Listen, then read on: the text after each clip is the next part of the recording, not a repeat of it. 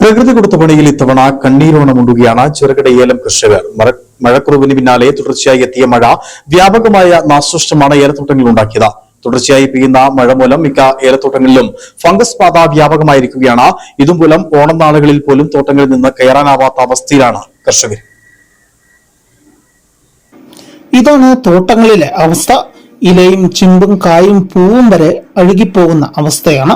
തുടർച്ചയായി പെയ്ത മഴയാണ് ഇതിന് കാരണം.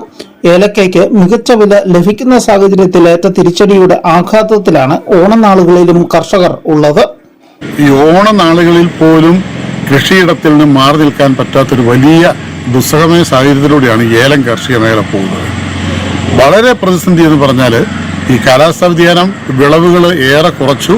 വലിയ സാമ്പത്തിക ബാധ്യതയിലൂടെയാണ് കൃഷിക്കാർ പോകുന്നത്. ഒപ്പം മഴ പെയ്യാതിരുന്നിട്ട് ഇപ്പോൾ അതിശക്തമായ മഴയുണ്ടായപ്പോൾ എല്ലാ തോട്ടങ്ങളിലും തന്നെ ഈ ഫംഗസിന്റെ ആക്രമണം ഉണ്ടാവുകയും അഴുകൽ, അത് തട്ടയഴുകലുണ്ട്, കൊത്തഴുകലുണ്ട്, ചെടി പൂർണ്ണമായിട്ട് നശിക്കുന്നു.